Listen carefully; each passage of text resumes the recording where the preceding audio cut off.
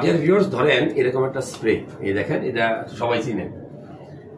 যদি আপনার শ্বাসকষ্ট থাকে, আপনার দেখবেন যে আপনি একটা বাসায় থাকেন, আপনার 5 জন ফ্যামিলি বা 4 জন এক রুমে ঘুমান। কারো যদি শ্বাসকষ্ট থাকে, সেটা আপনি খেয়াল না করে যে স্প্রেটা করেন, তাহলে আপনি খুব ভয়ানক একটা সমস্যা পড়তে পারেন আপনার ওই পেশেন্ট। এটা কিন্তু ফুসফুসের জন্য খুব ক্ষতিকর, ঠিক আছে?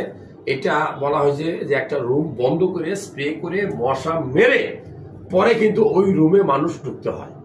আর আপনি যদি ওই বাচ্চা বা আপনার বয়স্ক বাবা বা আপনি নিজে থেকে যদি ওই করে অবস্থান করা অবস্থায় স্প্রেটা করেন, তাহলে তার শ্বাসকষ্ট হইতে পারে এবং ওই শ্বাসকষ্টে মানুষ কিন্তু মারাও যেতে পারে।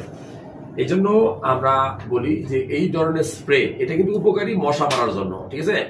এই ধরনের স্প্রে যদি কোনো কারণে চোখে প্রবেশ করে, আপনার চোখে ধরেন স্প্রেটা করছেন, কারোর চোখে ক্ষতি হয়েছে, রিয়াকশন হয়েছে, সাথে সাথে 10-15 মিনিট আপনি ওই পানি দিয়ে চোখটা পরিষ্কার করবেন। কোনো কারণে যদি কোনো বাচ্চা আপনার খেয়ে ফেলে, দেখেন এটা কিন্তু স্প্রে, অনেক সময় কি বাচ্চা নাক দিয়ে মুখ দিয়ে ঢুকে দিতে পারে, মুখে খেয়ে ফেলতে পারে, মুখে ঢুকে চলে যেতে পারে, তাহলে ওই স্টমাক কিন্তু ওয়াশ করতে হবে। আমি বলবো এটা একটা খুব গুরুত্বপূর্ণ ইনফরমেশন, যে যাদের শ্বাসকষ্ট আছে বা আমরা যারা সাধারণ মানুষ, আমরা ঘরে এটা মানুষ থাকা অবস্থায় স্প্রে করা ঠিক না।